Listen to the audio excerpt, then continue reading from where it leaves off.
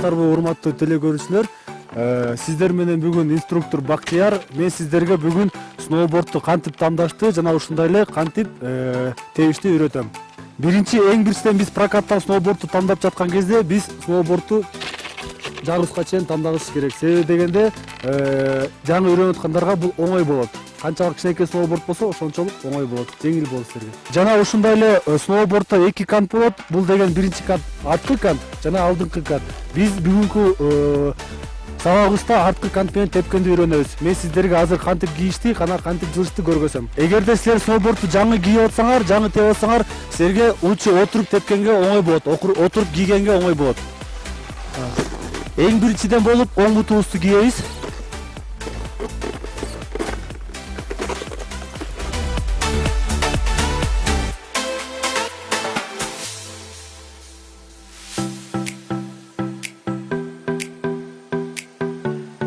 Жатканда сноубордтун сол бутубуз бош болгондуктан сол бут менен сол буттун башкы учтары менен сноубордду тээп алыш керек. Себеби дегенде сноуборд жылып кетпеш керек.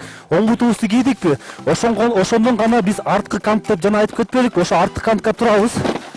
Мындай болуп. Кирпени арт жакка жылдырабыз, алдыңкы кирпени астыга.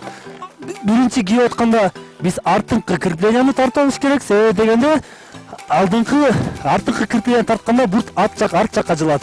Андан кийинкисинен астыңкы кирпенияны тартабыз. Бул жерде болгону эки кирпениябыз бар.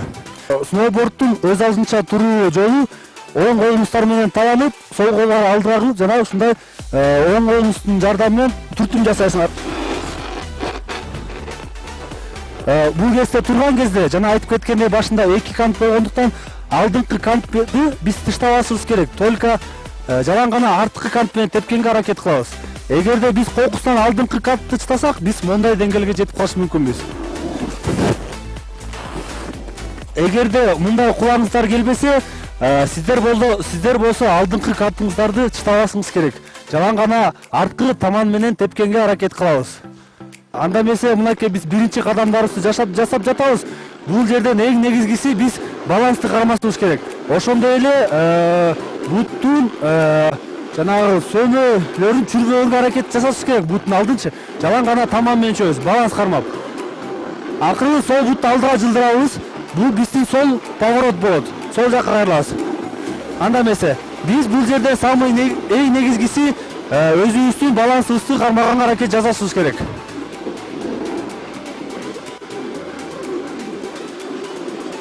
Сноуборд тебүү өтө деле оор эмес. Менин берген кеңештерим сиздерге абдан пайдалуу болот деп мен ишенем. Күнүңүздөр көңүлдүү өтсүн.